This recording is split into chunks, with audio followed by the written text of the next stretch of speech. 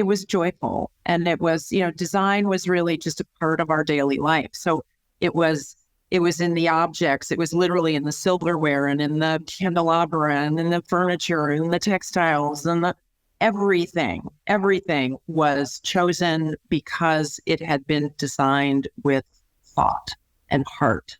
There was definitely a sense of emotion that was embedded in a lot of the things that my parents chose. Hey everyone, and thanks for listening to another episode of Buildings 2.0. Today, I'm speaking with Robin Elmslie Osler, Principal, Creative Director at Arcadis. Robin, thanks for chatting with me today. You're welcome. It's great to be here. I want to dive in. Just to hear your story. Before you're an architect, before you taught, before you're a student, what's your background? Well, I come from an architect's family. I grew up in the Midwest. My grandfather was the founding dean of the School of Architecture at the University of Michigan. He actually brought Eliel Saarinen to Michigan to teach, which is how Cranbrook happened. So we're very embedded within the Cranbrook world. My great uncle was George Elmslie, who Frank Lloyd Wright brought over from, I think it was Burnham's office, to go to Louis Sullivan's office. And Elmslie was there. He was the principal designer at Sullivan's office for 15 years. When Frank Lloyd Wright left, he wanted him to come with him. And my great uncle said no. I think, he felt very loyal to Sullivan. And also there were issues, he was actually had quite a bit of autonomy in that position. My father was an architect of note in the Midwest. And my uncle he's the only one that wasn't the blood. He was the founding head of the School of Architecture at the University of Utah. So you were destined to pursue. Well, it's interesting. And I tell the story that when I was growing up, there were no female role models for me. So I actually didn't think that I could do what all these men in my family were doing. And it's like I grew up in an incredible environment, because my father was an architect and because my mother came from this family, everything around us was about design, right? But it was an environment, it wasn't pretentious and it wasn't serious. It was joyful, and it was, design was really just a part of our daily life. So it was in the objects. It was literally in the silverware and in the candelabra and in the furniture and the textiles and everything was chosen because it had been designed with thought and heart. There was definitely a sense of emotion that was embedded in a lot of the things that my parents chose. What's also interesting is my mother subscribed to the Vogues and Bazaars that were really fabulous. Then they were, big format, and the editors at that time were artists and graphic designers, and a lot of them from Russia. And so there was this sensibility of just like magic in those magazines, right? Like graphically, fashion, everything. And I have always been very tall and skinny. Fortunately, I'm still, I think, a little skinny. I haven't started to shrink yet. But I ended up, because I didn't think I could do what all these men in my family did, I ended up, my first job, I did a bunch of other little jobs, working in restaurants and stuff like that. But I got a job as Oscar de la Renta's house mom. And so that was in New York City. I was basically the body where the clothes were made on, right? And so what I got out of that was an understanding of how a garment goes from the sketch to the muslin, to the sample, to the show, to the photography, to showing it to buyers, to how it gets transformed into a garment for a person with a regular shaped body, right? How it gets publicized. It was a fascinating lesson. And from there, because I didn't want to do that forever, I actually I went to Europe. I just sort of picked up and left and went to Europe. And with just a little money in my pocket, I didn't have any guarantee of what was going to happen, although Oscar did sort of pave the way a little bit. So I went right around showtime in the fall to Paris, and I got a bunch of bookings. And then they sent me out on a print booking. My first print booking was with a photographer named Helmut Newton. And I got that job. Wow. And I thought, I'm working with one of the best photographers in the world. Maybe I should stick around. So I got an apartment and I ended up living in Paris for 3.5 years, in Italy for 5. I had a really interesting career. I learned a lot. I speak French and Italian through that experience. And one of the things that I realized by living there is the things I was noticing, right? I would go to these cities I'd never been before. I was often working alone and I was doing print because of the way I looked. And so I would just get out and explore, these cities. And I started to recognize that I was really identifying with the things that I was seeing, that I was curious. And so it was sort of lighting that little fire inside of me, I think, that had been planted since birth, but that I had never really felt comfortable enough or confident enough to pursue it. And so after living in Europe for 8 years, I decided I wanted to test if I wanted to pursue this design path. And so I came back. I just did a summer program at Columbia. They do that summer discovery thing. I think those things are great, which is deeply embedding you in the experience of being in architecture school. I loved it. Absolutely loved it. So I thought, okay. I ended up at the University of Virginia. I went in as a sophomore. And because I had all this other experience. And from there, I took a year off between undergraduate and graduate, and I lived on a 400-acre farm in a 17th century log cabin. And sometimes when it was really hot, I would sleep outside. I would literally take all of my blankets outside. And I'd wake up with donkeys and horses and things in my face. It was Visually, I'm tracking from Paris, Italy, New York to now.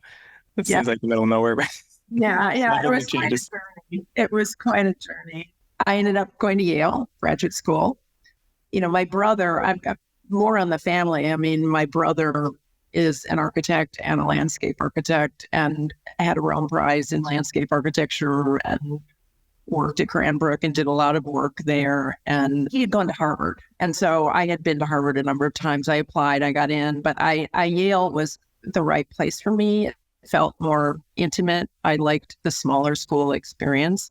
And from there, I graduated in a recession, so there were no jobs.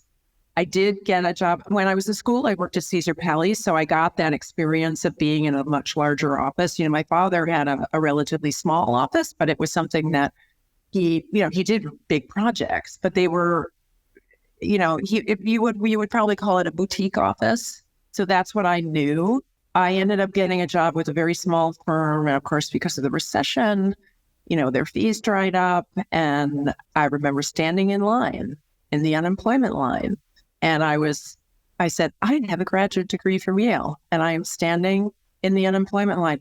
It was actually, I tell, younger people this because I think it's an experience that I value greatly now, because I think it gives you a sense of humility. It's like, well, you're not that special from everybody else, right? You can experience these challenges as well. Wow. I ended up getting a job in New York City. I was commuting from New Haven, which is a considerable commute. From New Haven to the city? Yes. Oh, goodness. Yes. Yeah, because my husband was still in school there. He was in graduate school at the Divinity School there. He's a philosopher. Wow. So ended up getting a job with the firm Lee Skolnick at a certain point, because I'd been working for a couple of guys who were Yale grads who had worked at Charlie Gwathmey's office, and the hours were insane, and I just couldn't take it with the commuting and everything. Ended up moving into the city and had a partnership for 3 years, which didn't really work out, but it gave me sort of that happened after for this other office. I had the opportunity to go out on my own. And, I think because my father had his own office, I think I saw that as a path forward for me as well. I think as a single female practitioner in New York City, it was probably a different dynamic than my father's. But, I had some personal relationships with people like Kate and Andy Spade, who were personal friends. And, one of my first jobs was for them. The art world, I have friends in that world. So I did an art gallery. This was after the partnership broke up after 3 years. So I built a practice, and I had my practice for over 25 years. Wow. Yeah. I mean, maybe that's a good point. So you walked us through what it was like to be as a little girl growing up in an environment where design, I loved how you put it. It wasn't a kind of an environment of pretentiousness, but just kind of a sense of appreciation. But curious through the different generations to today, I imagine the conversations your father was having, perspectives, principles versus principles of today have like vastly changed. In your own like experience as a practitioner, I had the opportunity to read one of your articles recently about just Gen Z, which I guess I'm in the millennial bucket, but from your father's days to Gen Z, I have to imagine that the conversations, what we value might be shifting. How do you even begin to think about that as a practitioner, but also as just as a student of architecture? I think your terminology, student of architecture, puts it perfectly. That I think I always want to remain a student. Some of the conversations are actually very similar. I think that the language might be different, but I think a lot of the values are the same. I think one thing that my father taught me was a certain amount of humility in everything that you do. I mean, that's sort of tough to hold on to in a place like New York City, right? Where the humble can be crushed. But I think that there's a core value that you can hold on to that understands and acknowledges the significant impact that other people have. Right. Right. And I do think, the way my father practiced architecture is actually probably more in line with the way it should be and where we are all headed, and where I feel like, Arcadis already is pretty far ahead in that. This sort of sensitivity to like sight was huge for him always. And, that's about place. That's about location. That's about how people interact with the place. And that's something that we look at, really, and we take very seriously here. And that's something that, my father took very seriously. And I think that it's something that Gen Z, right? It's like, it's particularly with the development of, technology and how technology can divorce us from our place. I do think that over the course of the pandemic, where we were all isolated and obviously we all took advantage of these digital tools, which provided us the opportunity to stay in touch, right? And now with more and more options to sort of divorce ourselves from reality, I do think that people are starving, and that cuts across generations. And I actually think, I do talk about, I think it's important for us to acknowledge the needs of the younger generation and to respect their situation, right? Because they are in a far different place just in terms of sustainability than where I was, right? Where we sort of took it for granted, and certainly where my father was. I think that is probably one of the primary issues that, we need to sit up and take notice and listen to their concerns and address them with them. Right? We can't shut them out of the conversation. I think in some ways, generations don't matter. I really do think that we need to sort of take that on, because then you start setting up a hierarchy. I feel it myself, I find myself saying certain things or reacting in certain ways. I'm like, okay, boomer, But, and to understand a hierarchy in what sense? Well, in that, there's all, the classic is that like, well, we know more than you do, right? Sure. Granted, we have had more years on the planet, right? But I think that instead of taking that attitude of like sort of top down, it's more about sort of opening the door, right? Opening the door to sharing this knowledge. And also, you have stuff to teach us, right?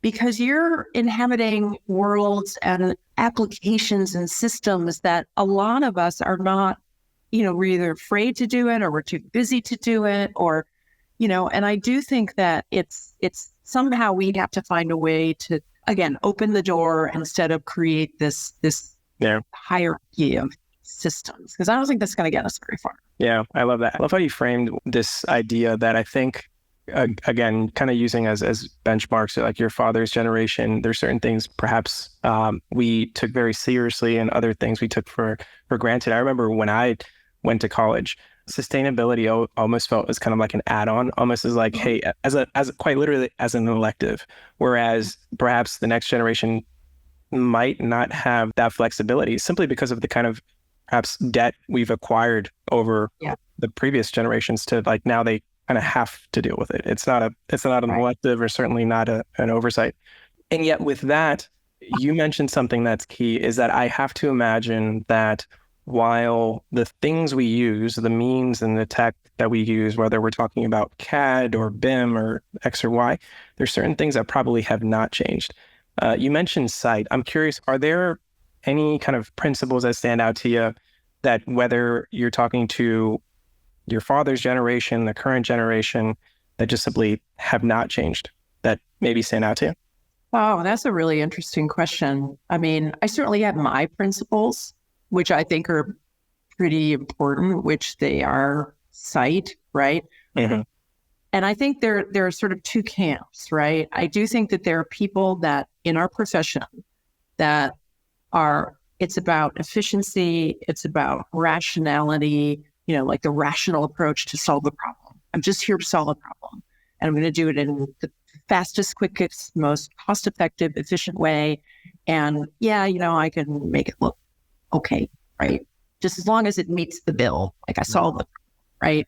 Right. That's one camp. And then there's the other camp. There's the empathetic camp, which is where I sit and where Arcadis sits and where I think we all should be sitting, where it's about the people.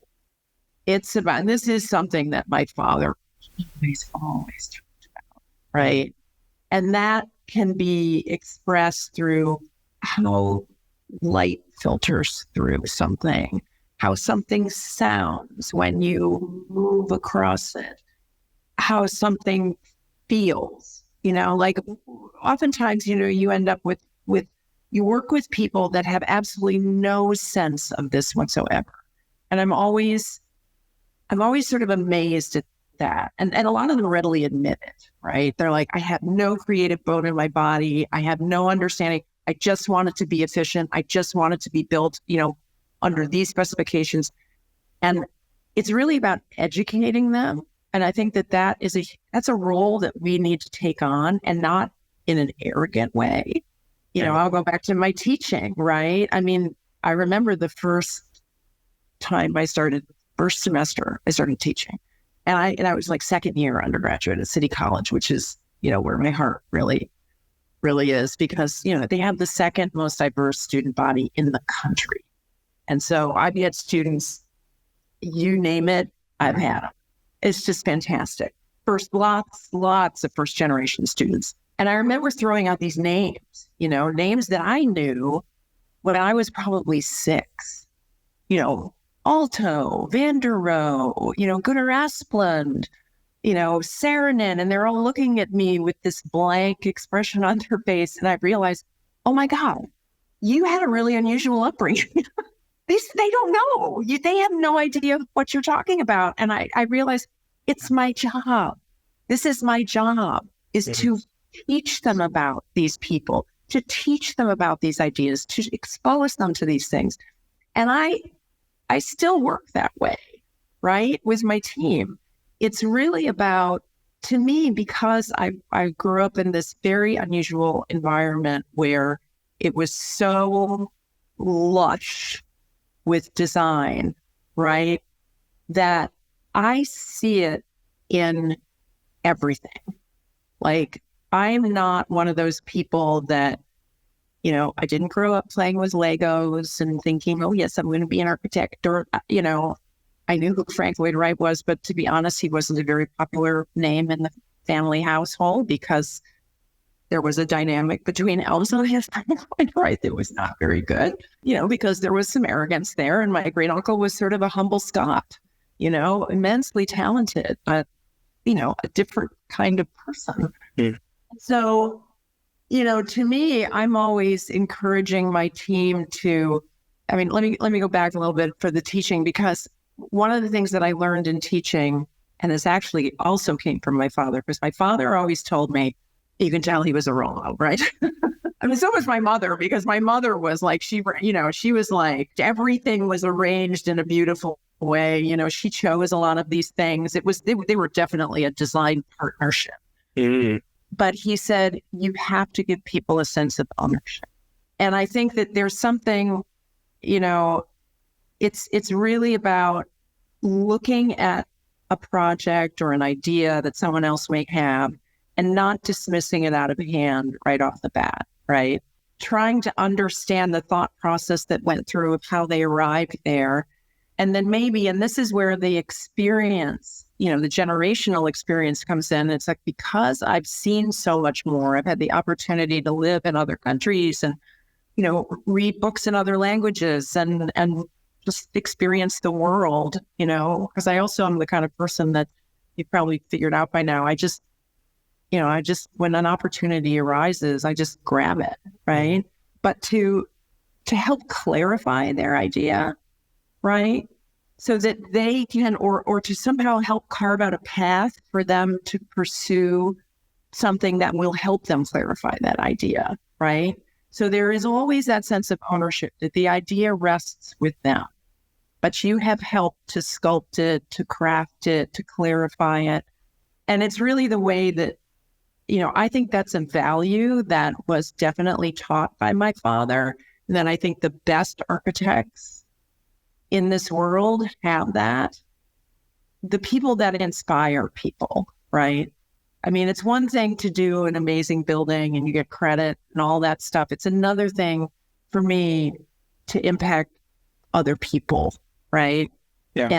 And my father always, like at the dinner table, like he used to take us around to job sites, right? When the wood studs were up, he would walk us through these spaces and explain the experience, right? So, okay, you're entering through a private garden here. And so when you get to this threshold, you see that tree out there, like that's going to be on axis. And we had to fill in the blanks, we had to sort of build it in our minds. He really taught me how to see. And I think that, that had an enormous impact on how I see the world, how I see the world of design, and how I see the interaction between me and other members of my team. You mentioned something that I think has really stood out to me, and it's clear in your own upbringing and experience, is you've mentioned the importance of like exposure. And I think your life is kind of like a definition as to like from the time you were a little girl, like being asked questions or being put into situations where you had to consider like, why does it matter to have that tree like aligned within the axis? And like, these are things that, going back to your example at City College, many folks maybe just did not have that kind of exposure. I mean, the folks that you were exposed to as a little girl, like we would learn on like textbooks, that I would say, Right. what? You had friendships with these folks? I can't help but to like kind of reflect on my own experience. In my case, wasn't so much exposed to the kind of titans, if you will, of architecture, but, just grew up with my parents working at a pizza shop. And in my case, next month, we'd be in business for about 6 years. And I've been retrospective about what in the world pushed me to start a company or startup. And I think it certainly wasn't school. I think it gave me the ingredients to appreciate the tool sets and how to ask questions and think about architecture. But in my case, it was actually just seeing, my mom in the back of the house dealing with payroll and accounting, and my dad in front of the house dealing with products and cheese and dough. And I took that for granted. And yet I kind of see a certain privilege that I have there as kind of an unfair advantage, just seeing that as a little kid. Yeah. As an adult now, have an appreciation for things that I think I didn't understand at the time. Like my mom talking about how cheese has gone up a certain amount. And as a 12-year-old, I've got no idea why that actually matters to us. But I think in that case, having seen that, I can't help but to think, for me, it's been that kind of unfair advantage that now I can't help but to like want to share that with others. Had I not been exposed to the highs and lows of a business, I think in the early days, I think going through what I'm going through now, I couldn't help but to think like, is this normal or not a question, just an observation. I can't help but to think like, I think what you mentioned is so critical. I mean, I guess as I think about students now, how we can bring design and specifically the exposure to this and, tell a story as to like, hey, here's what we've dealt with before so that, by the time they're learning about design, we're not having to, start from blank canvas. And I mean, I do think that this is where technology is an asset, right? And Because someone who lives outside of an urban area, right, can somewhat get at least exposed, for, initially to these ideas and these images. I think, and images they can't compete with actually experiencing the real thing, but it's a start. And obviously, all of those students of mine at City College that ultimately, I mean, all of the people that are working here at Arcadis, right? Somehow, somewhere along the line, they were exposed to something that spoke to them about this world, right? And they took the next step, and then they took the next step. And I think that, and then here they are, right? Making a huge difference in the world. And it's something that I think, a lot of people talk about this profession and how, it's not a profession, it's a endeavor, it's like something that is part of your life. I mean, my father closed his office at 88, I mean, this was his life. And it is something, even in your own example, right? These pivots that you can take throughout the course of your life that started in architecture and design, all of what you learned in that architectural education informs everything that you do afterwards. And then you're just piling on the experiences, right? The travel, the people experiences, the challenges, the financial issues. I mean, it's interesting. I think about, okay, I went from having a boutique firm and doing, private residences and, commercial work and lots of retail and, sort of a real variety of work. I never wanted to really specialize because, I mean, one, as a small firm, you can't, I don't think, I think that's the beauty of having a boutique firm is that it teaches you how to take risks, right? Because you have to survive. Yeah. You have to basically go, oh, okay, we've never done that before. We can do it because we need the work, right? So we'll figure out a way. But I think that keeps you nimble and it keeps your creative brain elastic. And, that's something that I bring here to this conversation. It's something that, I think any advice for other designers and stuff, it's sort of like, take those risks, right? Like if it's something unfamiliar to you, just do it. You have your Nike camp on and they're a client of ours, actually.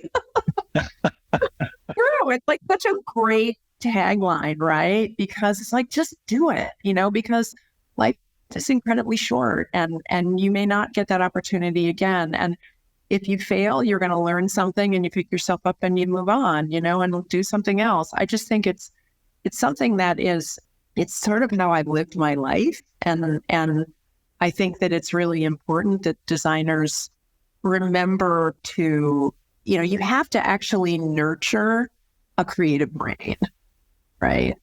It's like drawing. You have to draw to keep that skill up. Right. I mean, people always say, well, you can always, you ride a bike, right? Maybe it's a little rusty in the beginning, but you never unlearn that skill, right? It's the same with drawing, but I think creativity, it's a muscle and you have to exercise it. And sometimes, how when you get, muscle pains, when you've overworked or you've pulled a muscle or something like that, I think that it can happen in your life in terms of your creative process, but you learn from that and you actually get stronger from that. I'm curious, how do you, with your team, these are some pretty important principles, right? That I think in your case, you started growing a boutique firm and now find yourself in a global practice. How do you somehow provide enough flexibility or freedom for their team to kind of find new solutions while at the same time kind of setting some kind of guardrail? And how do you communicate that? You suggested maybe technology is one way, but how do you steer that ship? Well, one of the things that I have to say about working in a firm of this scale is that, a lot of people think, oh my God, you're the second largest firm in the world, like how do you manage that? Well, first of all, it's not the whole group, right?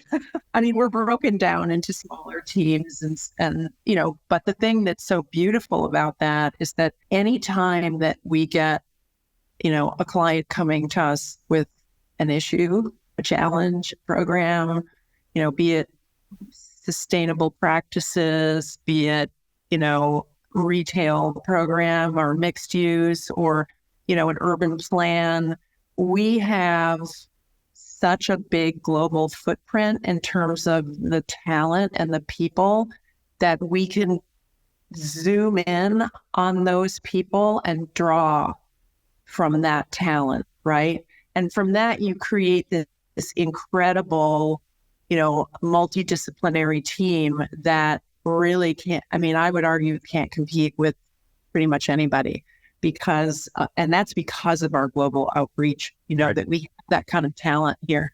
When it comes time to sort of the micro, right? Obviously we do use technology, like everybody else. We're doing this right now. Technology in the Miro board that allows us to create, online. To me personally, I think nothing compares to face-to-face work, particularly with design work. We always try, when we have a team that is slightly spread out, we always try to find and schedule those moments where we actually travel to those places and we have those moments where we're doing a workshop. So we can, it was really funny when I first started working here because I'm very tall, and you can't tell that online. And I would meet these people that I've been having all these meetings with online and be like, oh my God, you're really tall. You're much taller than I thought you were. I had no idea. It's funny. I had a meeting yesterday about a project, and one of the person was, actually both of my team were remote, right? And we were having a design meeting.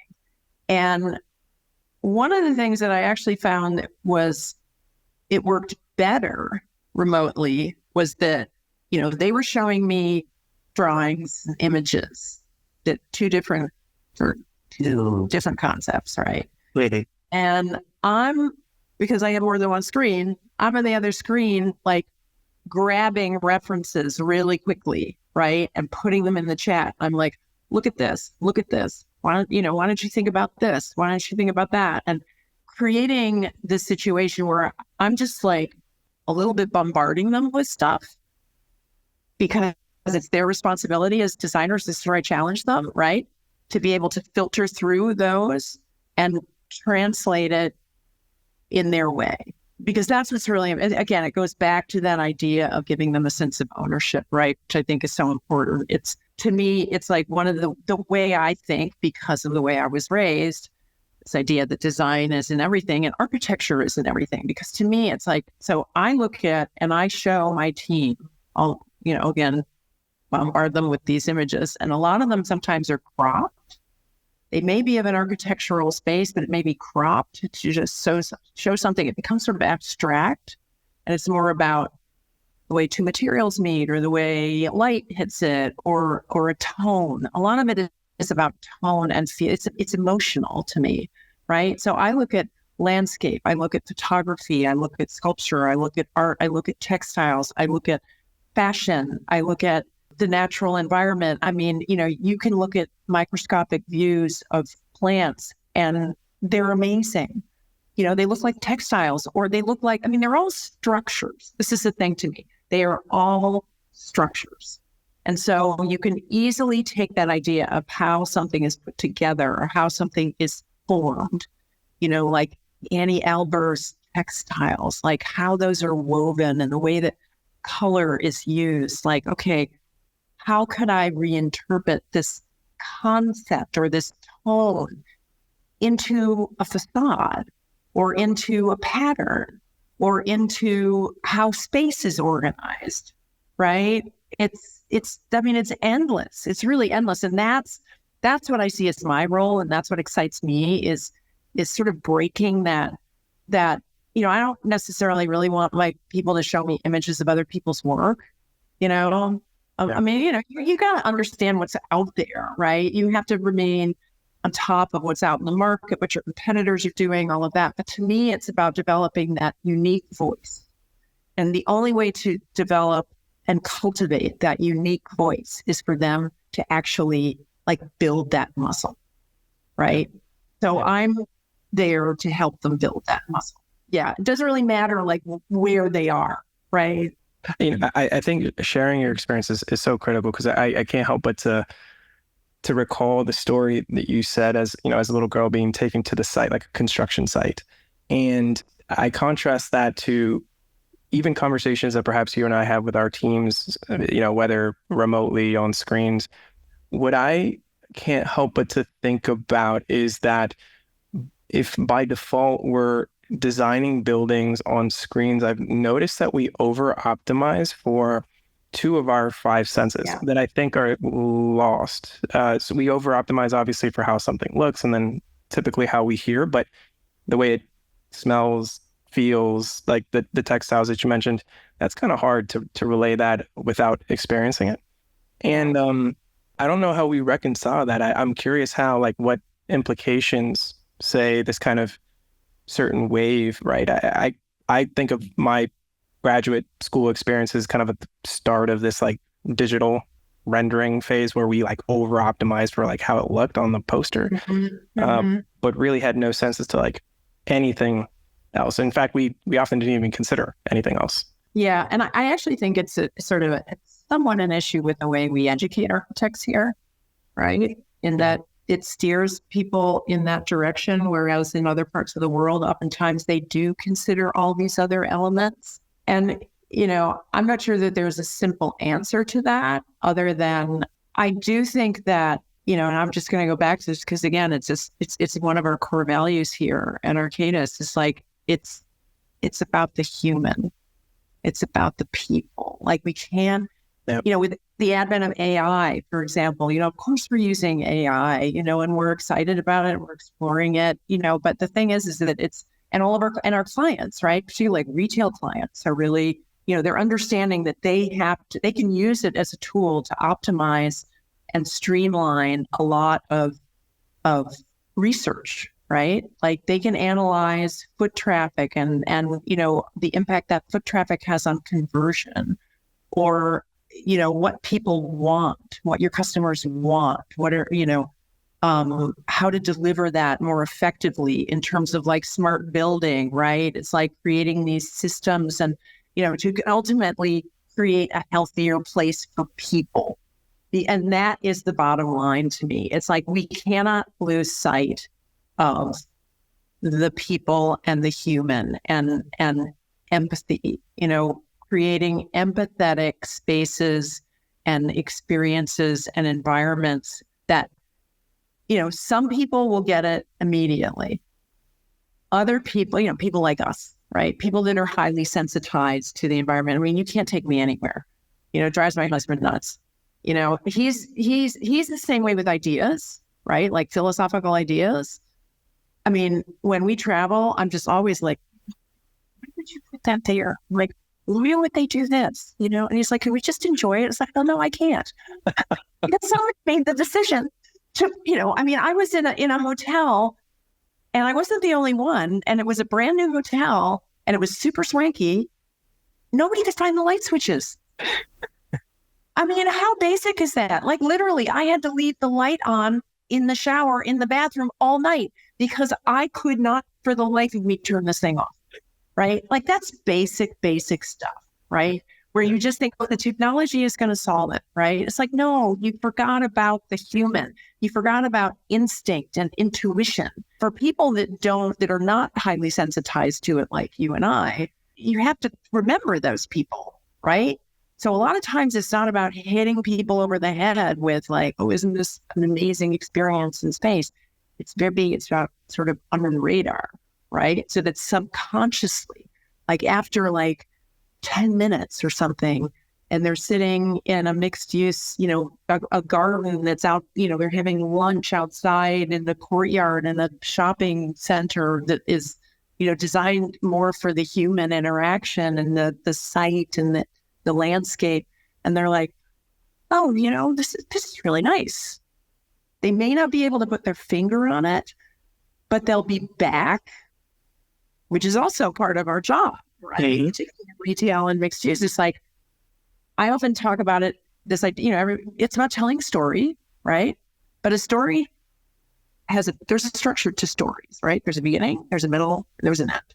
And there's usually some high point, right? In the story, there's a climax. Experience with retail and mixed use, it's very similar, but the thing is that you don't want to let them down, right? You don't want to after that high point, it's like, oh no, it's all downhill from here, and then you're like, okay, I'm done with the book. I'm done with the story. It's like, no. You want to entice them. You want to make them want to explore the story deeper, and come back. And also maybe that means there's, if you think about it in architectural terms, it's maybe it's about making the place super flexible so that maybe that when they come back, it doesn't look quite the same. It doesn't, and giving our clients the ability to do that in an economic and efficient way, but also to create this magic, but it's not a one-off. You know what I mean? It's a little bit like when you read a story or it's binge watching in a way. Yeah. It's like, you just want to keep going, right? You want to keep going. And in a way, that's how we need to think about these experiences, because this experience is used profusely in our world, right? Particularly in retail and these mixed use environments, right? It's the experience. It's like, well, people are pretty aware that that's what we're doing. And so how do you make that experience vibrant and living, instead of this sort of the Instagram moment, the one-off, that kind of thing? And how does it change? How does it, again, that's going back to that flexible, nimble, creative mind and exercising that muscle, right? It's the same. It's exercising that muscle of telling the story in an organic and flexible way so that you're constantly like, no, there's more, come back, right? I mean, that's what makes this work to me so much fun, is how do you create these stories that are living, right?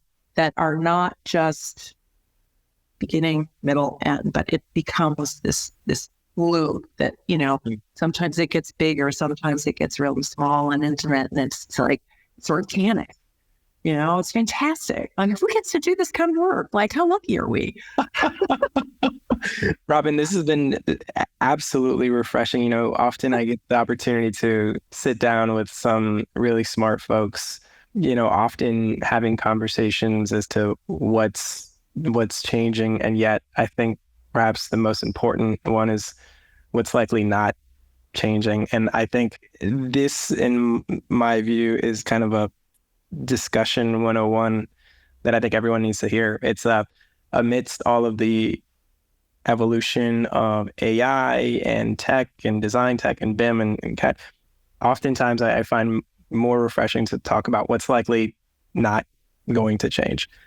Mm-hmm. And so I think your perspective has been incredibly refreshing as a sobering reminder that, we're kind of, human, very much human, amidst all of the kind of different means and tools that are evolving. So I can't wait to have you on for a part 2. Great. Yeah, no, it's been super, super fun. And it's always nice to have these conversations with people. I mean, particularly younger people, right?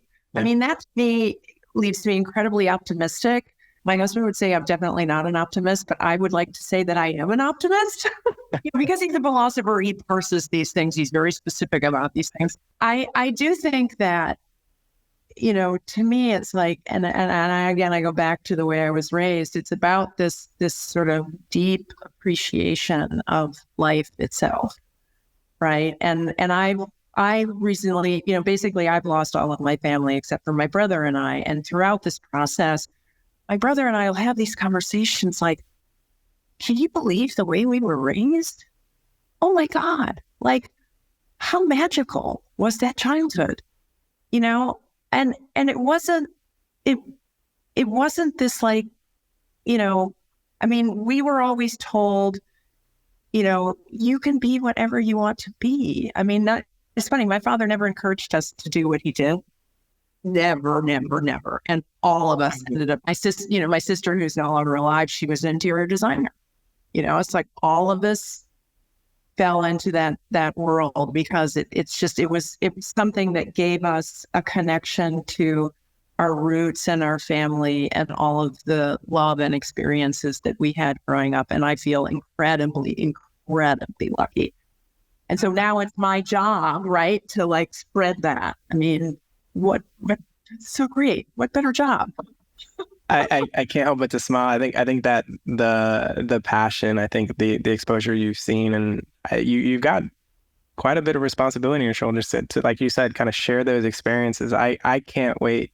And I'm just super excited to continue seeing, your career evolve. And there's a lot of folks out there that need to hear your story. Thanks so much. I've had a blast. If folks want to follow your work or your team's work, how do they find you?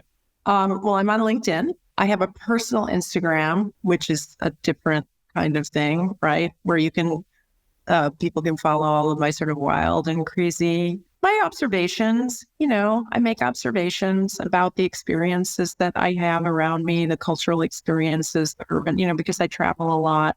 Mm-hmm. I'm always looking at things in my unusual way. We also have a website. We also have LinkedIn. We are extremely active in the public realm in general.